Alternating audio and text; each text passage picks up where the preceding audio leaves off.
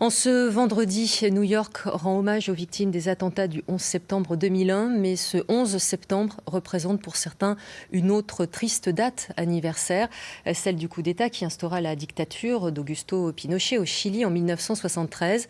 Un événement auquel a assisté en première ligne le costarmoricain Michel Blin, événement qui l'a marqué à vie. Voyez ce reportage de Fabrice Leroy et de Vincent Bars.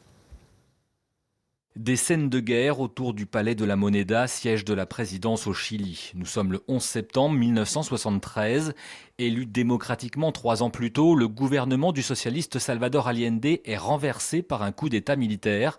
Avec la bienveillance des États-Unis, le général Augusto Pinochet prend le pouvoir, une dictature qui durera jusqu'en 1990. Ce moment historique, Michel Blin l'a vécu de très près. Alors étudiant en agronomie, il vient d'arriver au Chili. Depuis son hôtel, il assiste à l'attaque sur la Moneda avant d'être pris dans le tourbillon.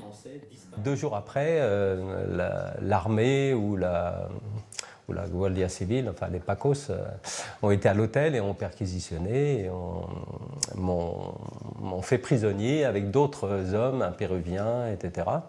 Donc en gros, j'ai passé une demi-journée au commissariat, les mains sur le dos, les mains en l'air plutôt, au commissariat, puis après au stade national pendant 15 jours. 15 jours dans l'incertitude au stade national de Santiago où transiteront des dizaines de milliers de prisonniers. Il est finalement libéré grâce à la Croix-Rouge internationale sans que personne ne l'informe des raisons de son arrestation.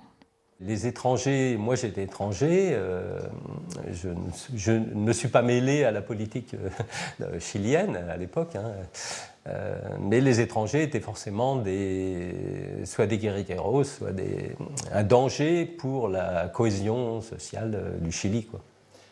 Cela lui vaudra d'être reconnu en 2011 comme victime de violation des droits de l'homme, en même temps que 10 000 autres prisonniers. À 70 ans passés, il continue de militer au travers de l'Association des anciens prisonniers politiques chiliens en France, un acte essentiel à l'heure où le Chili est divisé sur son histoire. Dans la société chilienne, il y a plusieurs opinions. Il y a peut-être les descendants, les petits-enfants de militants de cette époque qui manifestent actuellement la révolte, qui est connue actuellement à Santiago, et qui affichent des portraits d'Allende, et qui reprennent des revendications d'Allende, ce qui est curieux, la nationalisation du cuivre, etc. Mais il y a toute une partie qui nie les exactions, enfin la dictature. Ils disent que la dictature était nécessaire pour retirer le cancer marxiste à l'époque. Une autre époque que Michel Blin ne compte pas laisser tomber dans les oubliettes de l'histoire. Lui, elle l'aura marqué à vie.